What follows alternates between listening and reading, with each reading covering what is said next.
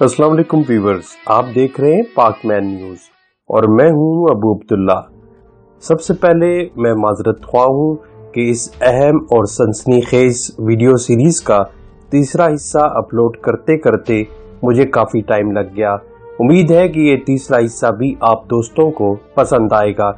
अगर आप दोस्तों ने अभी तक इस वीडियो सीरीज के पिछले हिस्से नहीं देखे तो नीचे डिस्क्रिप्शन में मौजूद है, और जिन दोस्तों ने अभी तक ये चैनल सब्सक्राइब नहीं किया उनसे इल्तमास है कि इस चैनल को सब्सक्राइब कर लें। इस तीसरे हिस्से में मंगोलों की तारीख, चंगेज खान की सफाकियत और उसके आलमी इस्लाम पर हमले और सकूते ख्वारज़म की तफसीलात बयान की जाएंगी। आलमी इस्लाम पर मंगोलों के हमलों की तफसीलात शुरू करने से पहले मैं जरा उस वक्त की इस्लामी सल्तनतों का खाका पेश करना चाहूँगा ताकि आप दोस्त बआसानी इस वीडियो में आने वाली तफसीलात को समझ सकें। ये 13वीं सदी का आगाज था। उस वक्त वस्ती एशिया पर एक अजीमुल शान और मुस्तहकम सुन्नी सल्तनत ख्वारज़म कायम थी। इसका दारुल खिलाफा और गंज शहर था और इसके फरमारवा का नाम सुल्तान अलाउद्दीन ख्वारज़म शाह था। हिंदुस्तान में खानदान गुलामान से ताल्लुक रखने वाले सुल्तान शमसुद्दीन अल्तमश की हुकूमत कायम थी। 1193 में सुल्तान सलाहुद्दीन अय्यूबी की वफात के बाद मिस्र, शाम और फलस्तीन पर उनके बेटों और भाई मलक अल आदिल की हुकूमतें कायम थी। इसके साथ बगदाद में खिलाफत अब्बासिया के खलीफा मलक अल नासिरुद्दीन की खिलाफत कायम थी। एशिया कोचक यानी मौजूदा तुर्की पर सल्जोकी सल्तनत के 10वें फरमारवा सुल्तान अलाउद्दीन कैकोबाद हुकूमत कर रहे थे। इन तमाम सल्तनतों की तफसीलात आप पिछली वीडियो में भी मुलाहिजा कर चुके हैं। दोस्तों, 13वीं सदी ईस्वी का सूरज उम्मत मुस्लिमा पर एक क़यामत खेज तबाही के मनाजिर लेकर तुलू हुआ। तारीख का ये हिस्सा इस इलाके के लिए स्याह तरीन बाब की हैसियत रखता है। एक तरफ मशरिक में मंगोलों का तूफान मुसलमानों पर कहरे इलाही बनकर नाजिल हो रहा था, जबकि दूसरी तरफ मिस्र के साहिलों पर एक और सलीबी जंग छिड़ चुकी थी। सुल्तान सलाहुद्दीन अय्यूबी की औलादें उनके मद्दे मुकाबिल थीं, जबकि एशिया कोचक यानी मौजूदा तुर्की, जिसकी सरहदें कस्तंतीनिया की बाज़ंतीनी ईसाई सल्तनत से मिलती थी, जो सल्जोकियों को रस्ते से हटाकर एशिया कोचक से होते हुए बैतुल मुक़द्दस फलस्तीन पर कब्जे के ख्वाब देख रहे थे। मौरिखीन लिखते हैं, इन शदीद खतरात और फितनों से घिरे मुसलमान आपस में शदीद इख्तलाफात का शिकार थे। मजहबी फसादात, सियासी मार्का आराइयों और हसूल इक़्तिदार की लामतनाही जंगों में डूबे हुए थे। गुमराह फिरकों की नई नई शाखें फूट कर उम्मत को तकसीम दर तकसीम कर रही थीं। नाच गाना, मौसीकी, इमारत यानी नौ उम्र लड़कों की सोहबत, शराब और अफयून जैसी हराम चीजें जिंदगी का जुज बन चुकी थी। हुब्बे दुनिया का बढ़ता हुआ मर्ज, फरीज़ा जहाद से गफलत, दावत इल्लाह में कोताही, बामी इंतशार और अकायद व नजरियात में शदीद रखना पड़ चुका था। हर तरफ खून खराबे और नफरत की लहर फैली हुई थी। मुसलमान से लड़ रहे थे। लामतनाही फैली छोटी बड़ी रियासतें एक दूसरे की खून की प्यासी हो रही थीं। बज़ाहिर तो सल्तनत ख्वारज़म का शुमार अगरचा मुस्तहकम रियासत में होता था, लेकिन अंदरूनी खाना सल्तनत में इंतशार और नाइत्तफाकी का दौर दौरा था। मौजूदा ईरान के शुमाल मगरिब में वाक़े कज़वीन शहर के एक नाकाबिले तस्खीर फलक बोस पहाड़ पर किला मौत के हुक्मरान और हसन बिन सबा के जानशीन जलालुद्दीन और उसके फ़दाइन, जिनको हिशाशीन या असैसन्स के नाम से याद किया जाता है, जो अपनी साजिशें और सरकशियों से आलम इस्लाम को खोखला कर रहे थे, जबकि बातनी फिरके से ताल्लुक रखने वाला एक मखसूस गिरोह जो आम मुसलमानों के रूप में काश्तकार से लेकर हुकूमती ओहदों तक के हर शोबे जिंदगी में मौजूद रहा, जो मुसलसल ख्वारज़मी इक़्तिदार की पीख कनी में मसरूफ रहा, जिन्होंने सल्तनत ख्वारज़म को तहबाला करने में चंगेज खान और मंगोलों का भरपूर साथ भी दिया। दूसरी तरफ दोस्तों, सुल्तान अलाउद्दीन ख्वारज़म शाह के वालिद से चले आ रहे अब्बासी खलीफा नासिर के साथ आपस के इख्तलाफात शिद्दत इख्तियार कर चुके थे। पहले तो अब्बासी खलीफा नासिर ने अफगानिस्तान के फरमारवा शहाबुद्दीन गोरी को ऐसे खतूत अरसाल किए جس میں خوارزم پر حملے کی تاکید کی گئی تھی۔ جب یہاں دال نہ گلی تو خلیفہ بغداد نے حسن بن صبا کی بدنام زمانہ جماعت کا تعاون حاصل کرنے کے لیے پہلے ان کی غاصب حکومت کو تسلیم کیا اور اس کے بعد ان کے فدائین یعنی اسیسن سے حج پر آئے ہوئے سلطان علاء الدین محمد خوارزم شاہ کے امیر اتابک اقلمش کو شہید کروا دیا۔ ان فدائین نے خلیفہ ہی کے کہنے پر دوسرا حملہ خود سلطان خوارزم شاہ علاء الدین پر کیا، لیکن وہ اس قاتلانہ حملے میں محفوظ رہے، یہاں تک کہ خلیفہ ناصر الدین نے علاء الدین محمد خوارزم شاہ کے چند سپہ سالاروں کو اکسا کر خوارزم شاہ کے خلاف بغاوت کھڑی کروا دی، جنہوں نے خوارزم شاہ پر ناکام حملہ بھی کیا۔ دوسری جانب علاء الدین محمد خوارزم شاہ نے بھی اینٹ کا جواب پتھر سے دیتے ہوئے خلیفہ بغداد پر حملہ کرنے کا فیصلہ کر لیا، لیکن حملے سے پہلے عوامی ہمدردی حاصل کرنے کے لیے حضرت امام حسین رضی اللہ تعالیٰ عنہ کی اولاد سے تعلق رکھنے والے ایک ممتاز بزرگ سید علاء الملک ترمذی کو خلیفہ منتخب کر کے ان کے ہاتھ پر بیعت کر لی، اور پوری سلطنت خوارزم میں خلیفہ بغداد ناصر الدین کی جگہ مسجدوں میں سید علاء الملک ترمذی کا نام لیا جانے لگا۔ 1217 عیسوی میں سلطان علاء الدین خوارزم شاہ 3 لاکھ سپاہیوں کا لشکر جرار لے کر بغداد کی اینٹ سے اینٹ بجانے کے لیے اور گنج سے نکلا، مگر رستے میں موسم کی شدت نے اس کے لشکر کی ہمت توڑ دی اور اسے ناکام لوٹنا پڑا۔ علاء الدین خوارزم شاہ کے ناکام حملے کے بعد خلیفہ بغداد ناصر الدین، جو اب تک انگاروں پر لوٹ رہا تھا، اس نے خوارزم شاہ کو سبق سکھانے اور اس سے ہمیشہ کے لیے نجات حاصل کرنے کے لیے ایک بھیانک چال چلی۔ اس نے چنگیز خان کو تاریخ کا ایک خفیہ ترین خط بھیجا، جو ایک شخص کے سر کو مونڈ کر آتشیں سوئی سے تحریر کیا گیا کہ اگر چنگیز خان سلطنت خوارزم پر حملہ کرے تو خلیفہ بغداد اور دیگر ہمسائی ریاستیں غیر جانبدار رہیں گی۔ خلیفہ کا یہ منصوبہ ایسا بھیانک اور خوفناک ثابت ہوا جس نے آگے چل کر تمام بلاد اسلام کو تہ بالا کر کے رکھ دیا۔ دوستو، مشہور مورخ علامہ ابن اسیر اپنی کتاب میں اس خفیہ خط کا ذکر کرتے ہوئے لکھتے ہیں کہ اہل عجم جو بات خلیفہ ناصر کی طرف منسوب کرتے تھے کہ اس نے منگولوں کو بلاد اسلام پر حملے کی ترغیب دی ہے اور ان سے اس بارے میں خط و کتابت کی ہے، تو یہ بات صحیح ہے، پس یہ قیامت کبریٰ ہے کہ اس کے سامنے ہر بڑا گناہ حقیر معلوم ہوتا ہے۔ دوسری طرف مشرق میں سرائے گوبی کے اس پار وحشی منگول مسلمانوں کا خون پینے اور ایک نئی مہم جوئی کی تیاریوں میں مصروف تھے، اور اس مہم جوئی کا معقول بہانہ خود خوارزم شاہ نے چنگیز خان کو مہیا کر دیا۔ چنگیز خان اور اسلامی سلطنتوں کے بیچ تجارتی معاہدہ تھا۔ 1217 عیسوی میں ایک منگولی قافلہ خوارزم شاہ کی حدود سے گزرا تو علاقے کے حاکم اینالجک نے ان کو جاسوسی کے الزام میں گرفتار کر کے خوارزم شاہ کی اجازت سے ان کا مال و اسباب ضبط کر کے انہیں قتل کر دیا۔ اس واقعے کی خبر جب چنگیز خان کو ہوئی تو اس نے خوارزم شاہ سے ضبط شدہ مال کی واپسی اور مذکورہ حاکم کو اس کے حوالے کیے جانے کا مطالبہ کیا تاکہ مقتولین کا بدلہ لیا جا سکے۔ خوارزم شاہ نے چنگیز خان کے قاصد کو بھی قتل کروا دیا اور اس طرح چنگیز خان کو حملے کا ایک معقول بہانہ مل گیا۔ لیکن دوستو، مورخین کا خیال ہے کہ چنگیز خان کا تجارتی معاہدہ اقتصادی فائد کے حصول کے علاوہ جاسوسی کا نظام تشکیل دینے کے لیے بھی تھا۔ یہاں یہ بیان کرنا بھی ضروری ہے کہ عیار اور شاطر چنگیز خان کا ہمیشہ سے دستور تھا کہ وہ جب کسی بھی علاقے پر حملہ کرتا تو پہلے وہاں جاسوسی کا ایک منظم نظام ترتیب دیتا، شاہراہوں، شہروں اور دیگر جغرافیائی حدود کا نقشہ تیار کرواتا۔ چنگیزی کارندے سفیروں اور تاجروں کے روپ میں چین، خوارزم اور بغداد سمیت کئی ہمسایہ ملکوں میں سرگرم عمل رہے تھے۔ یہ کارندے مقامی باشندوں میں سے ایسے ضمیر فروشوں اور غداروں کو تلاش کرتے جنہیں مال و زر کا لالچ دے کر منگولوں کے لیے جاسوسی کروائی جاتی، ان سے افواہیں پھیلائی جاتی، حکمرانوں کو غلط مشورے دلوائے جاتے۔ بوقت ضرورت قلعوں کے دروازے بھی انہی ضمیر فروش غداروں سے کھلوائے جاتے۔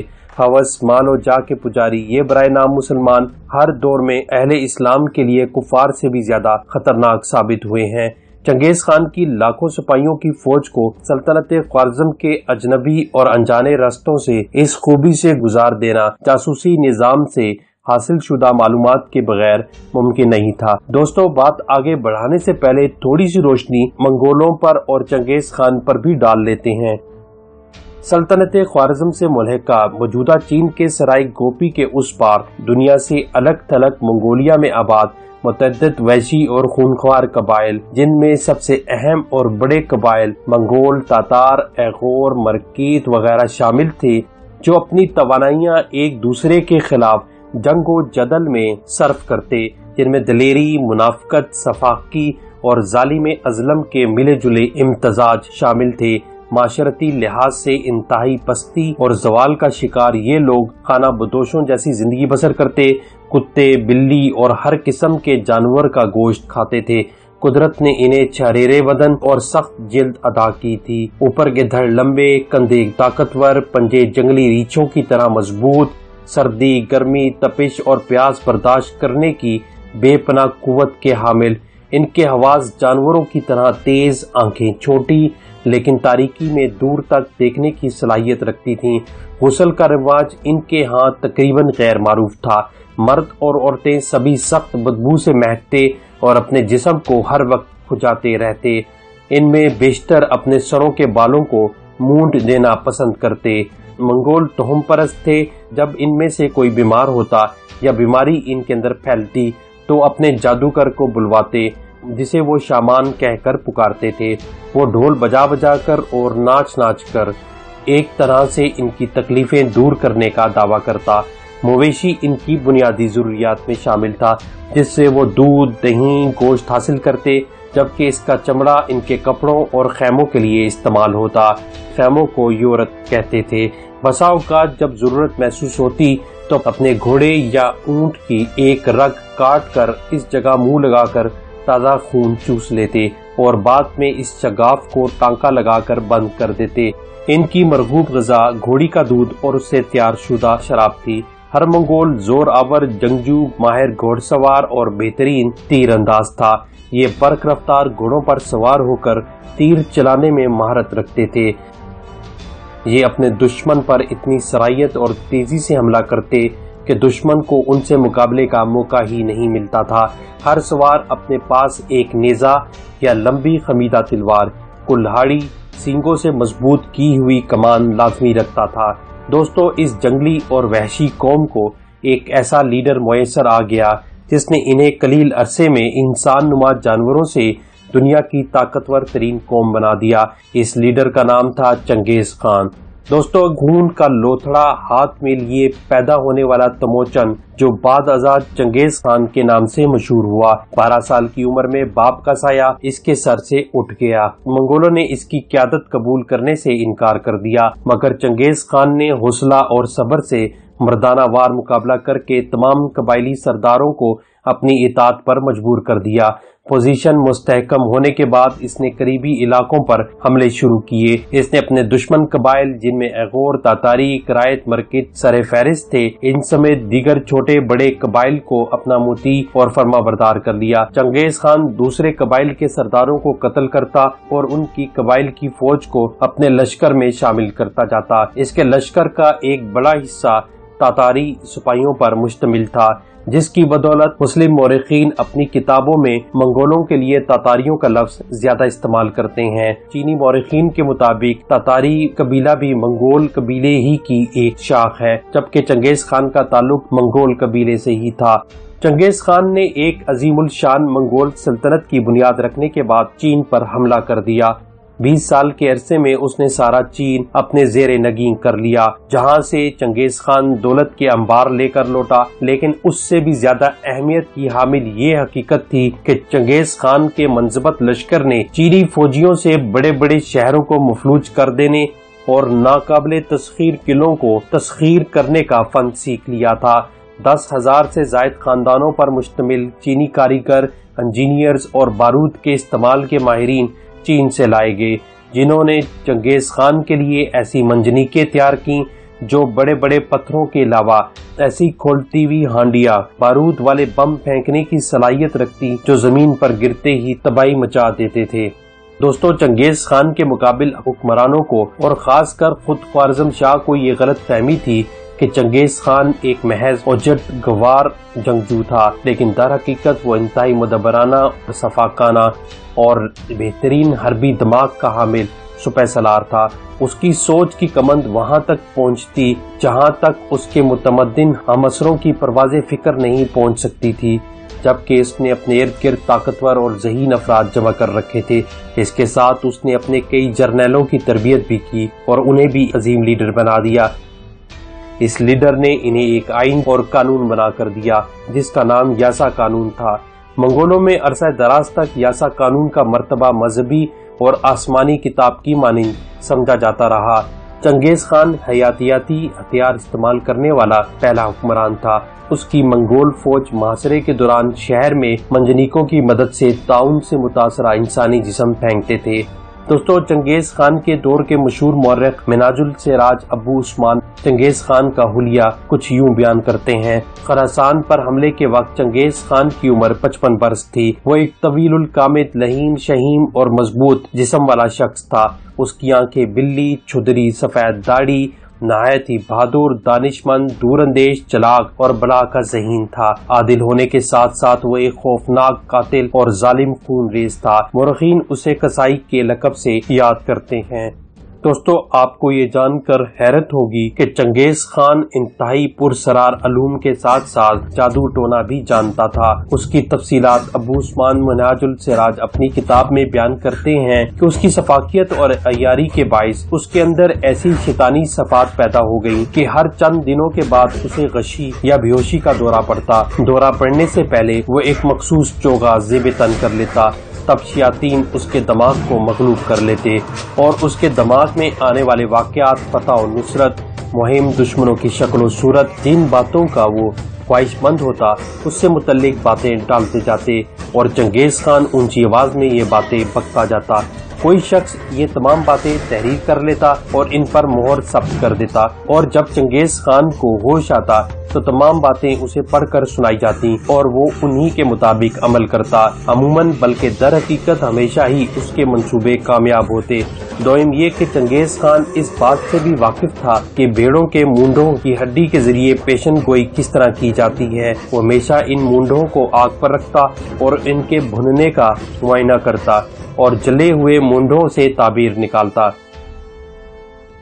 आलम इस्लाम पर हमले की बात करते हैं। दश्ते गोपी के खान ने जब ख्वारिज़म शाह के हाथों अपने सफीर के कत्ल की खबर सुनी तो उसके तन बदन में आग लग गई। ये मंगोलों के यहाँ एक बहुत बड़ा जुर्म तस्वुर किया जाता था। चंगेज खान एक पहाड़ी पर चढ़ गया और अपने मफरूज़ा माबूद तेंगरी के सामने सजदा रेज़ हो गया और ऐलान किया कि जिस तरह आसमान पर दो आफताब नहीं रह सकते, इसी तरह जमीन पर दो बादशाह नहीं रह सकते। मोरखीन के मुताबिक जोशे इंतकाम से लबरेज चंगेज खान अपनी 8 लाख फौज लेकर जाड़े के मौसम की परवाह किए बगैर आंधी की तरह सिलसिला कराक्रम में फैले नाकाबिले अबूर बर्फ पोश पहाड़ों, घाटियों, यकबस्ता नदी नालों और झीलों जो किसी आम फौज के लिए अबूर करना नामुमकिन था, अपनी फौज लेकर रवाना हुआ। खुराक और रसद के लिए मवेशियों के बेशुमार रेवड़ और खुश्क गोश्त और घोड़ों के गोल उनके हमरा थे जो तेज रफ्तार पेशकदमी में कारामद थे और जब एक घोड़ा थक जाता तो सिपाही दूसरा घोड़ा तब्दील कर लेता। मंगोल बर्फ की चट्टानें काट काट कर रास्ता बनाते। खुराक की किल्लत के बायस बाज़ औक़ात ये जंगजू अपने घोड़ों की रगों और नसों को काट कर खून चूस लेते और फिर रगों को टांका लगा देते। तकरीबन 3 माह की मसाफत तय करने के बाद ये लश्कर सल्तनत ख्वारिज़म की सरहदों पर नमूदार हुआ। दूसरी जानिब ख्वारिज़म शाह के जासूसों ने चंगेज खान की अजीम फौज की होशरुबा कसरत का मुशाहिदा उसके सामने बयान कर दिया। मंगोल तूफान का मुकाबला करने के लिए ख्वारिज़म शाह कोई मुस्तहकम और जामे हिकमत अमली ना अपना सका। वो नादानिस्ता तौर पर ये समझता रहा मुमलिकत के तमाम किलों और शहरों की फसीलें इतनी मजबूत हैं कि मंगोल कई माह तक इन्हें फतह नहीं कर सकेंगे और ये वहशी लुटेरे सिर्फ फसलें और बागात लूट कर वापस चले जाएंगे। لہذا خوارزم شاہ نے فیصلہ کن جنگ کے بجائے مختلف مقامات اور شہروں میں فصیل بند ہو کر دفاع کرنے کا فیصلہ کیا۔ مورخین خوارزم شاہ کے اس فیصلے کی وجہ بیان کرتے ہیں کہ سلطان علاء الدین خوارزم شاہ ستاروں اور علم نجوم پر بہت یقین رکھتا تھا۔ اس نے اپنے ارد گرد کئی نجومی اکٹھے کر رکھے تھے جن پر وہ بہت یقین رکھتا تھا، جبکہ در پردہ ان نجومیوں میں بغداد کے جاسوس بھی شامل تھے جو خوارزم شاہ کو یہی کہتے رہتے تھے کہ سلطان کے ستارے اس وقت نحس اور منحوس دور سے گزر رہے ہیں، اس لیے سلطان منگولوں سے جنگ نہ کرے، جبکہ اس کے برعکس خوارزم شاہ کے جہاندیدہ اور دلیر بیٹے شہزادہ جلال الدین منقبرس نے اس رائے سے سخت اختلاف کیا اور کہا کہ سارے لشکر کو جمع کر کے کسی اہم محاذ پر منگولوں سے کھلے میدان میں فیصلہ کن مقابلہ کیا جائے، لیکن افسوس کہ خوارزم شاہ اپنی ضد پر قائم رہا اور اپنے مفروضے کو بنیاد بناتے ہوئے اس نے اپنی فوج سلطنت کے مختلف شہروں کی حفاظت پر مامور کر دی اور خود محافظ فوج لے کر سمرقند روانہ ہوا۔ مورخ النسوی نے افواج کی اس تقسیم کو خوارزم شاہ کی شکست کی سب سے بڑی وجہ قرار دیا۔ وہ لکھتے ہیں کہ خوارزم شاہ نے فوج منتشر کر کے غلطی کی، اگر اس کے بجائے وہ تمام لشکر کو جمع کر کے مقابلہ کرتا تو چنگیز خان کو نہ صرف پسپا کر دیتا بلکہ اس کا نام و نشان بھی مٹا ڈالتا۔ خوارزم شاہ کی بزدلی سے چنگیز خان کو کھل کر کھیلنے کا موقع مل گیا۔ اس نے کئی لشکر اپنے بیٹوں کی سرکردی میں سلطنت خوارزم کے سرحدی شہروں کی سرکوبی کے لیے بھیج کر سمرقند روانہ ہو گیا۔ چنگیز خان کے بیٹوں نے دریائے سیہون کے کنارے موجود چھوٹے بڑے شہر جن میں جند، کوکین، تاشکند اور اترار قابل ذکر تھے ان کی اینٹ سے اینٹ بجا دی، قتل و غارت گری اور لوٹ مار کا بازار گرم کرتے ہوئے اپنے باپ سے جا ملے۔ جب خوارزم شاہ کو اطلاع ملی کہ بخارا اور سمرقند کی جانب چنگیز خان، اس کا سالار جبی نویان اور اس کے بیٹے تین اطراف سے پیش قدمی کر رہے ہیں تو یہ خبر سن کر خوارزم شاہ کے اوسان خطا ہو گئے۔ اس نے گھبراہٹ کے عالم میں اپنی باقی ماندہ فوج کو مزید تقسیم کیا اور خود اپنے محافظ دستوں کے ساتھ سمرقند سے نکلنے لگا تو منگولوں کی فوج دیکھ کر وہ بے ساختہ بولا، ہم پر حملہ آور لشکر اتنا بڑا ہے کہ اگر اس کے سپاہی صرف اپنی چابک اس شہر کی خندقوں میں پھینک دیں تو خندقیں لبالب پر ہو جائیں۔ اپنے چہرے پر بے یقینی، خوف اور دل شکستگی کی پرچھائیاں لیے خوارزم شاہ اپنے قافلے کے ساتھ خراسان سے نکل گیا۔ چنگیز خان نے پہلے بخارا شہر پر حملہ کیا اور اس کی اینٹ سے اینٹ بجا دی۔ بخارا کی جامع مسجد اور مدارس کو استبل بنا لیا گیا، علماء اور فقہاء کو ان کی رکھوالی پر مجبور کیا گیا۔ مساجد کی الماریوں سے قرآن مجید کے نسخے اور مقدس کتابیں نکال باہر کیں اور ان کی جگہ الماریوں میں گھاس پھوس اور شراب رکھ دی گئی۔ مقدس اوراق منگولوں کے ناپاک قدموں اور گھوڑوں کی نالوں تلے پامال ہوتے رہے۔ یہ جنگلی مساجد میں بیٹھ کر شراب کے جام لنڈاتے رہے۔ عفت ماب خواتین کو گلی محلوں میں گھسیٹا گیا۔ یہ وحشی درندے ان کی کھلم کھلا عصمت دری کرتے رہے۔ یہ لٹیرے بے دھڑک گھروں میں گھستے اور جو مال و متاع نظر آتا لوٹ کر لے جاتے۔ چنگیز خان نے کہا کہ میں خدا کا عذاب ہوں، اگر تم لوگ بڑے گناہوں کے مرتکب نہ ہوتے تو خدا مجھ جیسے شخص کو تم پر عذاب بنا کر نہ بھیجتا۔ جب چنگیزی لشکر بخارا سے نکلا تو ہر طرف لاکھوں مظلوم شہداء کی بے کور و کفن لاشیں بکھری ہوئی تھیں۔ کھوپڑیوں کے مینار اور لاشوں کے پہاڑ آسمان سے باتیں کر رہے تھے۔ بخارا کے کھنڈرات سے دھوؤں کے ایسے سیاہ بادل اٹھ رہے تھے کہ سورج اس کے پیچھے روپوش ہو گیا۔ بخارا کے بعد دوسرے بڑے اور خوبصورت شہر سمرقند پر حملہ کیا گیا اور دیکھتے ہی دیکھتے اس کو نظر آتش کر دیا گیا اور اس کی ساری آبادی کو فنا کے گھاٹ اتار دیا گیا۔ سمرقند کی ایک مسجد میں 1000 کے قریب مسلمانوں نے پناہ لے رکھی تھی۔ ان ظالموں نے یہاں پہنچ کر اللہ کے گھر کو آگ لگا دی۔ تمام پناہ گزین جل کر شہید ہو گئے۔ بدقسمت سمرقند اور بخارا جیسے خوبصورت شہروں کی آبادی میں سے کوئی بھی زندہ نہ بچ سکا۔ یہی حشر عالم اسلام کے باقی نامی گرامی شہروں کا ہوا۔ خوبصورت شہر دارالحکومت اور گنج کو فتح کر کے تمام آبادی کو ایک جگہ جمع کیا گیا۔ اس میں سے ماہر فن اور کاریگر افراد کو چن کر علیحدہ کر لیا گیا تاکہ چنگیزی سلطنت کی ترقی کے کاموں میں ان سے جبری مشقت لی جا سکے۔ خوبصورت دوشیزائیں منگول شہزادوں اور سرداروں کی آتشی ہوس بجھانے کے لیے قید کر لی گئیں۔ باقی افراد جن کی تعداد 20 لاکھ سے زیادہ تھی उन मंगोल सिपाहियों ने न सिर्फ तलवारों बल्कि खुदालों, भावड़ों और बेलचों तक से मारना शुरू कर दिया, हत्ता कि सारा इलाका खून की नहर बन गया। कत्ले आम से फारिग होकर शहर को जमीन बोस करके दरियाए जीहू का रुख मोड़कर शहर को ज़ेरे आब कर दिया गया और यूं सल्तनत ख्वारिज़्म का अजीमुल शान शहर और दार हुकूमत और गंज किस्सा पारीना बन के रह गया। दूसरी जानिब अलाउद्दीन ख्वारिज़्म शाह मंगोलों के खौफ से अपनी जान बचाता भागता फिरता रहा, यहाँ तक के बहरे कज़वीन के एक नामालूम जजीरे में वो फोत हुआ। सुल्तान अलाउद्दीन ख्वारिज़्म शाह की बेगमात और शहजादियों को मंगोल शहजादों और सरदारों में बाहम तकसीम कर दिया गया। ख्वारिज़्म शाह की बेटी बेचारी शहजादी जोजी खान के हिस्से में आई। ख्वारिज़्म शाह की वालिदा तरकान खातून को चंगेज़ खान ने कैद करके नाकाबिले बयान मुशक्कतों और जिल्लतों का निशाना बनाया। चंगेज़ खान कुरलताई की तकरीब के दौरान तरकान खातून के हाथों और पैरों में जंजीर डलवा कर तरकान खातून को सबके सामने बुलाता और बरसरे मजलिस इसकी जिल्लत और रसवाई का ये मंजर देख देख कर अपनी फातिहाना ज़ोक को तस्कीन देता। इस मलका को अपने पेट की आग बुझाने के लिए चंगेज़ खान के यहाँ हाजिरी देना पड़ती और एक बेकारी की मानंद उसके मतबख से पेट की आग बुझाने का सामान लेकर लौटती। दोस्तों, मौरखीन बयान करते हैं कि चंगेज़ खान मुफ्तूहा कौमों पर रहम करने का कायल न था, जबकि उसके बनाए हुए यासा आइन या कानून में दूसरी कौमों से मकारी, दगा और फरेब की मुकम्मल इजाजत थी। वो इनका कत्ले आम जायज और उनकी औरतों की बेहुरमती को भी दुरुस्त समझता था। चंगेज़ खान जिन इलाकों को फतह करता, उसकी सफाक फौज वहां लूट मार का बाजार गर्म कर देती। ये बेधड़क घरों में घुसकर सब कुछ लूट लेते, औरतों की असमत दरी करते और जो इनको रोकने की कोशिश करता उससे सख्त अजियतें देकर कत्ल करते।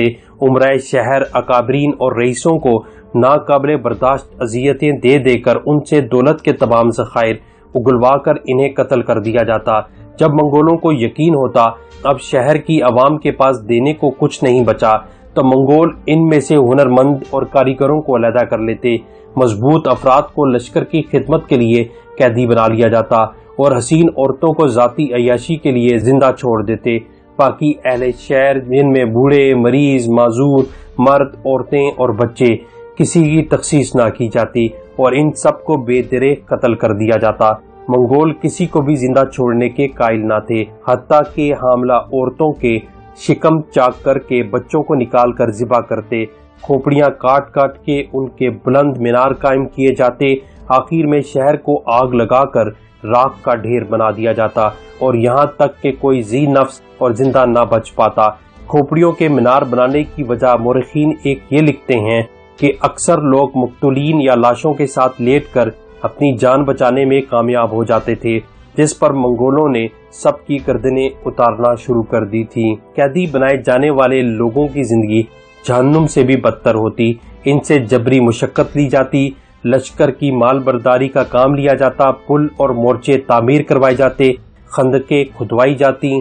जब मंगोल दूसरे शहरों पर कब्जा करते तो वहां कैदियों से किलों की फसीलें और खंदकें साफ करवाई जाती। जंगों में इन मजबूर और बेकस कैदियों को अगली सफ़ों में रखा जाता ताकि मंगोल सिपाहियों का कम से कम जानी नुकसान हो सके, और जब मंगोल किसी दूर दराज इलाके की तरफ कूच करते तो इन कैदियों के बोझ से निजात पाने के लिए सबको कत्ल कर दिया जाता। बदनसीब सल्तनत ख्वारिज़्म का कोई इलाका मंगोलों की दस्तरस से महफूज न रहा। वो शहरों को फतह करते, तमाम तर इंसानी आबादी को कत्ल करने के बाद शहरों को मुकम्मल जमीन बोस कर देते और खोपड़ियों के मीनार बनाते जाते। इस वैशी कौम के हाथों देखते ही देखते सल्तनत ख्वारिज़्म का नामो निशान मिट गया। सवाए जनूबी ईरान के हुक्मरानों और हसन बिन सबा के जानशीन किला अल-मौत के हुक्मरान जलालुद्दीन ने चंगेज़ खान की अतात कबूल कर ली, जिसे चंगेज़ खान ने फराख दिली से कबूल कर लिया। हैरत की बात यह थी कि कत्ले आम का पूरा जोर सही अल-अकीदा मुसलमानों अहले सुन्नत वल जमात के शहरों पर था। इसके बरक्स ईरान के बातनी ग्रोह के शहर मुकम्मल महफूज थे। इस हवाले से मौरख मोफिक बगदादी लिखते हैं कि एक ताजिर मंगोलों से बचकर पहाड़ पर रूपोश हो गया। ताजिर बताता है कि हम 7 अफराद पहाड़ों से उतरे और लाशें गिनने लगे। ये 5,50,000 लाशें शुमार की गईं। फिर हम बातनियों के शहर से गुजरे और वहाँ सब कुछ सलामत था। ذرا بھی فرق نہیں پڑا تھا۔ خلیفہ مسلمین اور دیگر مسلمان حکمرانوں کی سنگ دلی سلطنت خوارزم میں مسلمانوں کے اس قتل عام پر آس پاس کی مسلم حکومتیں خاموش تماشائی بنی ہوئی تھیں۔ کسی مسلمان حکمران نے ان مظلوم مسلمانوں کی اعانت کے لیے تلوار نہیں اٹھائی۔ عباسی خلیفہ ناصر بدترین منافقت اور بے حیائی کا ثبوت دیتے ہوئے رنگ رلیوں میں مست رہا۔ اس کا وزیر سمرقند اور بخارا میں مسلمانوں پر مظالم کی درد انگیز روادات سن کر تڑپ اٹھا اور خلیفہ کی خدمت میں پہنچا۔ بھرائی ہوئی آواز میں اس نے خلیفہ سے کہا، آہ ہمارے آقا، منگولوں نے اسلامی شہروں پر قبضہ کر لیا ہے اور مسلمانوں کو قتل کر ڈالا ہے۔ بے ضمیر خلیفہ اس دردناک پکار پر ٹس سے مس تک نہ ہوا اور بڑی لاپرواہی سے بولا، چھوڑو اس بات کو، میں اس سے بھی زیادہ اہم مسئلے میں الجھا ہوا ہوں۔ وہ میری چتکبری چڑیا کہاں ہے؟ 3 دن ہو گئے، میں نے اسے ابھی تک نہیں دیکھا۔ منگولوں کی یلغار کو مسلمان مورخین نے خدائی قہر کا نام دیا ہے۔ خون خوار وحشی درندے سلاب کی مانند سلطنت خوارزم میں گھس گئے اور اس کو مکمل نیست و نابود کر کے رکھ دیا۔ منگولوں نے 12 سال تک مسلمانوں کا قتل عام کیا، جس میں تقریباً 1.5 کروڑ کے لگ بھگ انسانوں کے صفحہ ہستی سے مٹ جانے سے نسلوں کی نسلیں اور قوموں کی قومیں اپنا وجود کھو بیٹھیں۔ مسلمانوں کی افرادی قوت اتنی گھٹ گئی کہ وہ عالمی تناظر میں ایک اقلیت بن کے رہ گئے۔ ہزاروں قلعے اور لاکھوں کی آبادی پر مشتمل بڑے بڑے شہر بے نام و نشان ہو گئے۔ اس جان کا حادثے میں امت مسلمہ اپنی ہر قسم کی جمع پونجی لٹا بیٹھی۔ مکتب، عظیم الشان مساجد، بڑے بڑے مدرسے، خانقاہیں، نادر مایہ کتب سے بھری لائبریریاں، علم و حرفت کی درس گاہیں، سب کچھ مٹ گیا۔ عالم اسلام کے جلیل القدر ائمہ، فقہاء، محدثین، صوفیہ، محققین، مورخین، سائنسدان اور ادیب اسی سیلاب کی لہروں میں گم ہو گئے۔ مورخ میر خاوند لکھتے ہیں کہ بلخ شہر میں قتل کیے جانے والے صرف سادات اور مشائخ کی تعداد 50,000 تھی۔ دوستو، دنیا قیامت تک یاجوج ماجوج کے سوا کبھی ایسا واقعہ نہیں دیکھے گی۔ ابن اسیر جیسا مورخ اپنی قلبی کیفیت اور تاثر کو بھی چھپا نہ سکا۔ وہ لکھتا ہے کہ یہ حادثہ اتنا ہولناک تھا کہ میں کئی برس تک اسی پس و پیش میں رہا کہ اس کا ذکر کروں یا نہ کروں۔ اے کاش میری ماں مجھے نہ جانتی، کاش میں اس واقعے سے پہلے مر چکا ہوتا۔ یہ وہ حادثہ کبریٰ اور مصیبت عظمیٰ ہے کہ دنیا کی تاریخ میں اس کی مثال نہیں ملتی۔ مورخین لکھتے ہیں کہ مقتولین کی تعداد اتنی زیادہ تھی کہ لاشیں گننے والے گن گن کر جب تھک جاتے تو اس سے کئی گنا لاشیں مزید نظر آ جاتی۔ منگولوں کی تخریب کاری محض خون ریزی کی حد تک ہی نہیں تھی، بلکہ وہ سچ مچ خون آشام تھے۔ مورخ موفق بغدادی شام گئے تو حلب میں انہیں ایک مصیبت زدہ مگر دلیر خاتون ملی، جسے منگولوں نے اس کے شوہر اور بچے سمیت گرفتار کر لیا تھا۔ اس عورت نے اپنی آپ بیتی سناتے ہوئے بتایا کہ ایک منگول نے ہمارے سامنے ہمارے بیٹے کو ذبح کیا اور اس کا خون پی کر سو گیا، تو میں نے اسے قتل کیا اور اپنے شوہر کے ساتھ بھاگ نکلی۔ لوگوں کی یہ حالت تھی کہ خوف اور بدحواسی کی وجہ سے ان کے دماغ معاف ہو گئے تھے۔ علامہ ابن اسیر لکھتے ہیں کہ منگولوں کی ہیبت اور دہشت کا یہ عالم تھا کہ بعض اوقات ایک منگول سپاہی ایک گلی میں جا گھستا جہاں 100 مسلمان موجود ہوتے، لیکن کسی کو اس کے مقابلے کی ہمت نہ ہوتی اور وہ ایک ایک کر کے سب کو قتل کر دیتا۔ ایک گھر میں ایک منگول عورت مرد کے بھیس میں گھس گئی اور تنہا سارے گھر والوں کو قتل کر دیا۔ بعض اوقات منگولوں نے کسی مسلمان کو گرفتار کیا اور اسے کہا کہ اس پتھر پر سر رکھ دے، میں خنجر لا کر تجھے ذبح کروں گا۔ مسلمان سہما پڑا رہا اور بھاگنے کی ہمت نہ ہوئی، یہاں تک کہ وہ خنجر لایا اور اس کو قتل کر دیا۔ چنگیز خان نسل انسانی کا سب سے بڑا قاتل تھا۔ اس نے دنیا کے ایک بڑے حصے کو مسلمانوں کے خون سے رنگین کیا۔ 1225 عیسوی میں وہ منگولیا پلٹا، جہاں 1227 عیسوی میں ایک جنگی مہم میں 64 سال کی عمر میں اس کی موت واقع ہوئی۔ چنگیز خان کی موت کے بعد بھی مسلمان اس کے بیٹوں اور پوتوں کے ہاتھوں بربریت کا نشانہ بنتے رہے، یہاں تک کہ 1258 میں چنگیز خان کے پوتے ہلاکو خان نے مسلمانوں کے دارالخلافہ بغداد کی اینٹ سے اینٹ بجا دی اور اتنی قتل و غارت کی کہ کئی دنوں تک شہر کی گلیوں اور دریائے دجلہ کا پانی سرخ رہا۔ دوستو، میں یہاں اس ویڈیو سیریز کا اختتام کرنے جا رہا ہوں۔ طوالت کی بنا پر جلال الدین منقبرس کا تذکرہ نہیں کر سکا، لیکن اگر آپ دوست جلال الدین منقبرس پر ویڈیو دیکھنا چاہتے ہیں تو اس ویڈیو کو زیادہ سے زیادہ لائک کریں اور مجھے کامنٹس کریں، اس دعا کے ساتھ کہ اللہ سبحانہ و تعالیٰ آپ تمام دوستوں کو ہر مصیبت اور بیماری سے محفوظ رکھے۔ آپ جہاں رہیں سدا خوش رہیں، آباد رہیں، آمین۔ مجھے آپ اجازت دیجیے، اللہ حافظ۔